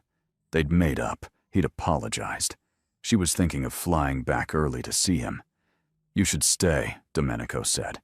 "You just got here." "I know, but I miss him. And you're always working anyway, Papa. You barely have time for me." Something flickered across his face. "You're right. I've been neglecting you. I'm sorry." "I didn't mean," Michelle sighed. "I just thought maybe Bella and I could go back together. Make it a girls' trip." "When?" Isabella asked. "Maybe this weekend? Give us a few more days here, then head home?" Domenico's eyes met Isabella's. She saw the question there. "Actually," Isabella said slowly, "I was thinking of staying a bit longer. If that's okay. There's a legal library in Palermo I wanted to research at, for my thesis." It was a lie, a complete fabrication. But Domenico's expression shifted. Relief, gratitude, something darker. "You're welcome to stay as long as you like," he said. Michelle beamed. "Really? That's perfect. Papa won't be completely alone. And Bella, you can use this time to work. It's so quiet here." Exactly what I was thinking. After dinner, Michelle video called her boyfriend. Isabella retreated to her balcony, tried to read, failed completely. Around 10, her door opened. Domenico stepped inside, closed it behind him. "That was dangerous," he said, lying to her like that. "You're the one who taught me that sometimes lies are necessary." "I'm a terrible influence." "Yes." Isabella stood. "You are." He crossed the room in 3 strides, pulled her into his arms, kissed her like he'd been starving for it all day. Which, fair. She had been too. "She leaves Saturday," he said against her mouth. 3 days. "And then?" "Then we have 1 week before I have to be back for a conference. 1 week where it's just us. That's not very long. Then we'll make it count." He pulled back to look at her. "But we need to talk, really talk, about what happens when we go back, how we tell Michelle, what this means for my position at the university." "Okay, let's talk now." "Not now." He kissed her again. Slow. Deep. "Now I just want this. Talking can wait until she's gone." They spent the next 3 days in careful choreography. Days with Michelle, beaches and restaurants and tourist sites. Nights stolen in whispers, on balconies, in shadowed hallways when Michelle was asleep. They didn't sleep together. Domenico was adamant about that. "When I have you that way," he said one night, hands tangled in her hair, "it won't be rushed. It won't be hidden. I want all night. I want to hear every sound you make without worrying about being quiet. I get it," Isabella breathed. "I want that too." Then we wait, just a few more days. It was the sweetest torture she'd ever experienced. Saturday morning, Domenico drove Michelle to the airport. Isabella stayed behind, claiming research to do. The goodbye was emotional. Michelle clung to her father, made him promise to visit soon, to not work too hard. "Take care of Bella," she told him. "Make sure she eats. She forgets when she's working." "I will." "And Bella," Michelle hugged her tight. "Thank you for staying, for keeping Papa company. He gets lonely here, even if he won't admit it." Guilt burned Isabella's throat. "Of course. I love you, girl. Love you, too." After Michelle's taxi disappeared, Isabella stood in the driveway feeling like the world's worst friend. Her phone buzzed. "Domenico. She made it through security. She's safe." "Isabella. Good. I'll be home in 20 minutes. "Okay." And then, "Tesoro. We're going to stop pretending." He walked through the door exactly 20 minutes later. Found her on the terrace, staring at the sea. "Hey," she said. He didn't respond with words, just pulled her into his arms and held her. Just held her, like she was the only solid thing in a shifting world. "I feel terrible," she whispered against his chest. "I know. She's my best friend. I know that too. She's going to hate me. Maybe. At first." He pulled back to look at her. "But she loves you. And I'm going to make sure she understands this isn't some fling. That you're not." "Not what?" "Not someone I'm using. Not a phase. Not a mistake." His hands framed her face. "You're the woman I intend to spend my life with. Once she understands that, once she sees we're serious, she'll come around. You can't know that. I know my daughter. She wants me to be happy. And you make me happy in ways I didn't know I could still feel." Isabella's eyes burned. "We're really doing this?" "Yes. Unless you've changed your mind." "Have you?" "Not even. Slightly." "Then neither have I." He smiled. Actually smiled. Full and genuine and devastating. "Good. Then let's stop wasting time." He cooked dinner while she watched. They ate on the terrace as the sun set. Talked about everything and nothing. Her childhood, his youth in Sicily. Books they loved. Movies that made them cry. Normal conversation. Getting to know you talk. Except nothing about them was normal. After dinner, Domenico poured wine. They sat on the terrace sofa, his arm around her shoulders, her head on his chest. "Tell me about your wife," Isabella said. "If you want to." He was quiet for a long moment. "Her name was Lucia. We met when I was 30. She was a teacher. Kind. Patient. The opposite of everything my world represented. Did you love her?" "I cared for her deeply. She gave me Michelle." "But love?" He considered. "I loved what she represented. Safety. Normalcy. A chance to be something other than what my family made me. But I don't think I was capable of the kind of love she deserved. I was too young, too damaged, too focused on building power. Do you think you're capable of it now?" He looked down at her. "With you?" "Yes. Because you see all of me, the parts I hide from everyone else. And you're still here. Maybe I'm just broken too. Maybe we're broken in ways that fit together." Isabella tilted her head up. He kissed her. Soft at first. Then deeper. When he pulled back, his eyes were dark. "I want to take you to bed." Her breath caught. "Okay. But I need you to be sure, completely certain. Because once we cross this line..." "I'm sure." She stood, held out her hand. "I've never been more sure of anything." His bedroom was simple. Large bed, windows overlooking the sea, moonlight streaming through gauze curtains. He closed the door, locked it, turned to face her. "We go slow," he said. "I'm not fragile." "I know. But I want to savor this. Savor you." He crossed to her, hands gentle as they slid into her hair. Kissed her like they had all the time in the world. And they did, the whole night. No rushing, no hiding, just them. Isabella woke to sunlight and the smell of coffee. She was wrapped in soft sheets, deliciously sore, completely content. Domenico sat in a chair by the window, watching her. He wore only sleep pants, hair disheveled, reading glasses perched on his nose. He looked younger, less guarded, human. "Morning," she said. "Good morning." He set aside the book he'd been reading. "How do you feel?" "Amazing. Sore. Happy." "Good." He came to the bed, sat on the edge, traced her cheekbone with his thumb. "I need to tell you something." Her stomach tightened. "What?" "Last night wasn't just physical for me. I need you to understand that." "I know. No, listen." His eyes were serious. "I'm in love with you, Isabella. Completely. Irrevocably. And I understand if it's too soon for you to feel the same. But I need you to know where I stand." Her heart stopped. Then started again, faster. "You love me?" "Yes." "Since when?" "Since you slapped me in my office and called me a hypocrite. Maybe before. I don't know the exact moment.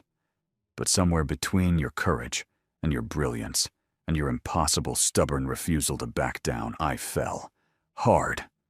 Isabella sat up, clutching the sheet to her chest. "I love you too." His eyes widened. I love you. I've been trying not to.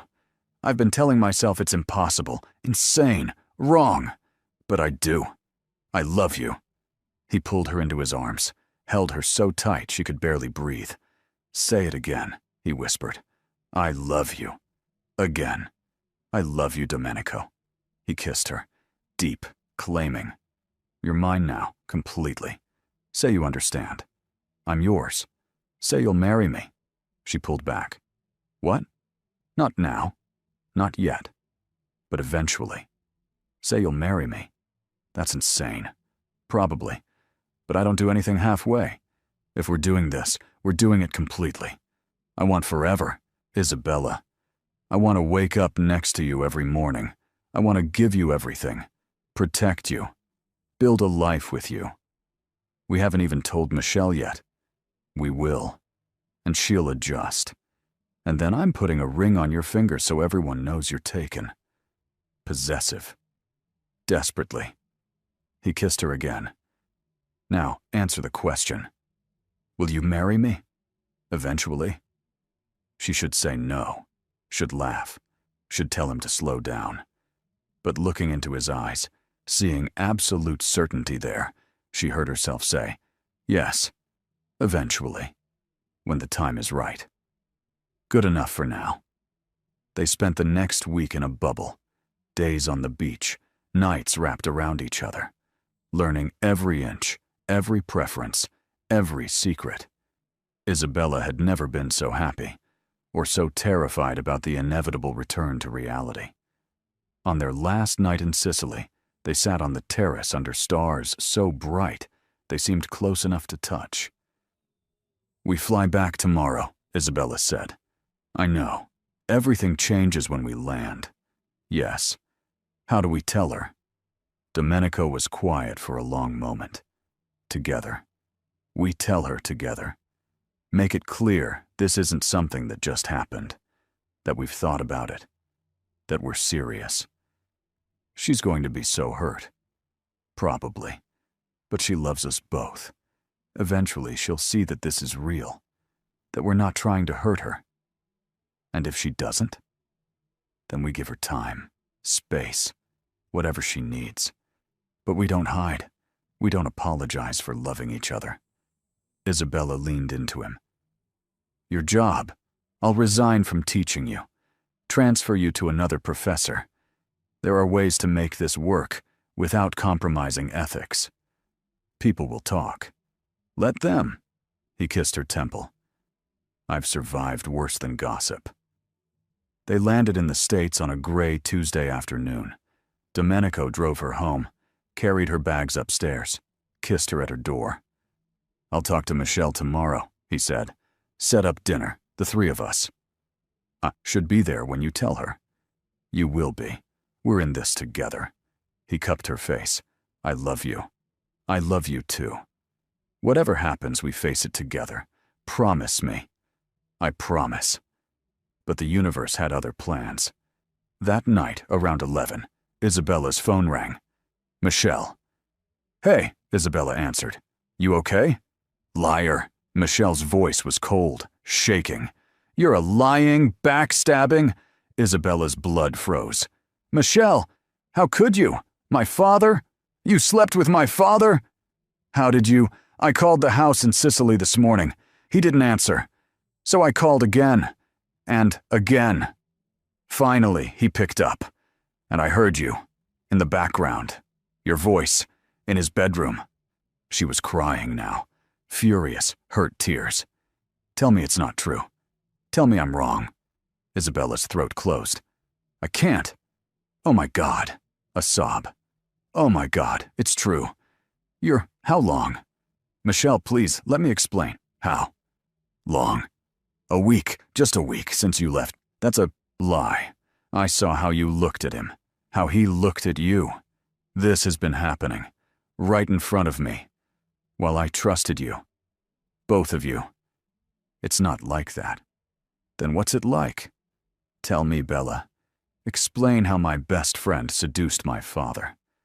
I didn't seduce him. We fell. She stopped. We love each other. Michelle laughed. Bitter. Broken. Love? You think this is love? He's 60 years old. He's your professor. This is sick. Wrong. And you, her voice cracked. I thought you were my friend. I am your friend. Friends don't fuck their friends' fathers. The words hit like a slap. I know you're hurt, Isabella started. Hurt? I'm destroyed. You both destroyed me. I never want to see either of you again. She hung up. Isabella tried calling back, texted, begged. No response. At midnight, Domenico called. She knows, he said heavily. I know. She called me, said terrible things. She said worse to me, told me I was disgusting, that I'd failed her as a father, that she'd never forgive me. Isabella's chest ached. This is my fault. No, it's mine. I should have told her before we left. Should have handled this better. What do? We give her time, space, and we don't give up, on her or each other. She hates me. She's hurt. There's a difference. Domenico, I love you, he said firmly. That hasn't changed. Won't change. We'll get through this. But Isabella wasn't sure they would. A week passed. Michelle blocked both their numbers, refused to see Domenico, dropped out of his class and filed a formal complaint with the university. The investigation was brutal. Questions about their relationship, when it started. Had there been favoritism, inappropriate contact? Domenico resigned his teaching position to protect Isabella. But the damage was done. People talked, whispered, judged. Isabella's classmates avoided her. Professors looked at her differently. She went from respected student to scandal in 48 hours. And still, Michelle wouldn't talk to her. 2 weeks after everything exploded, Isabella stood in her apartment staring at acceptance letters from law schools across the country. She could transfer. Start over somewhere no one knew her story.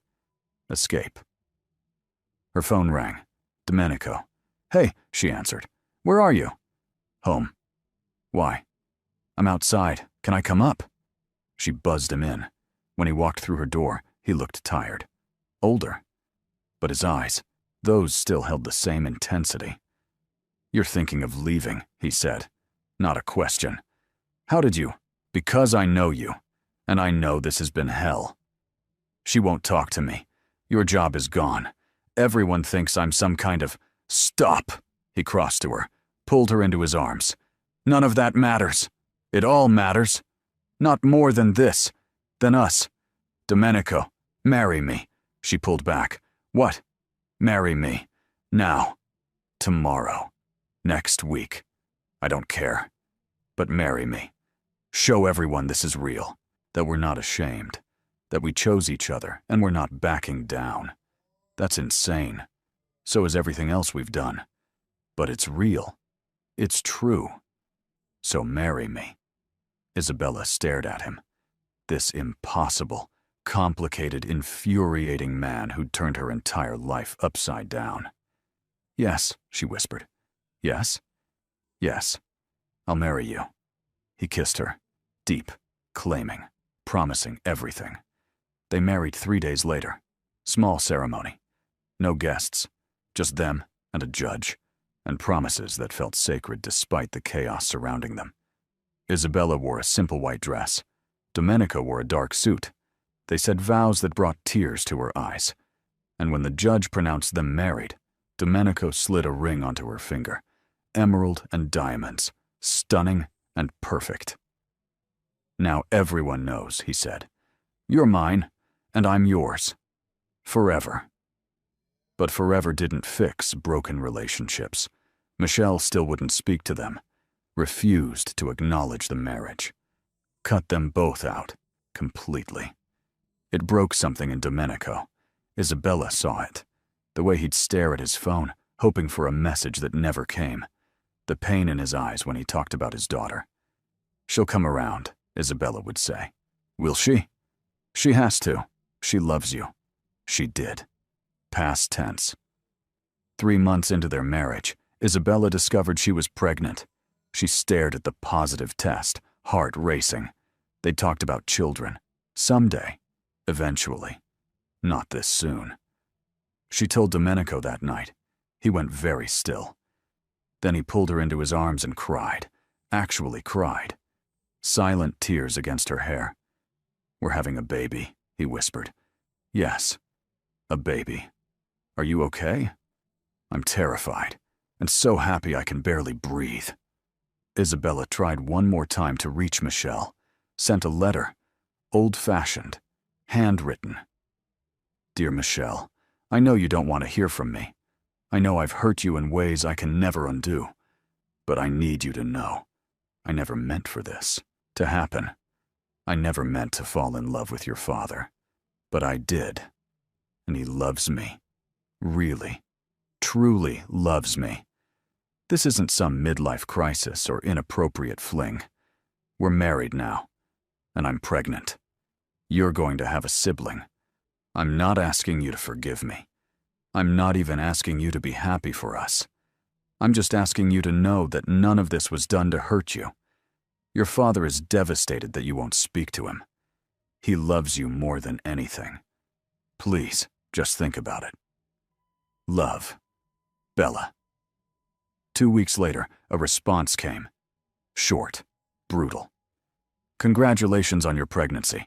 I hope your child never experiences the betrayal I felt. Don't contact me again."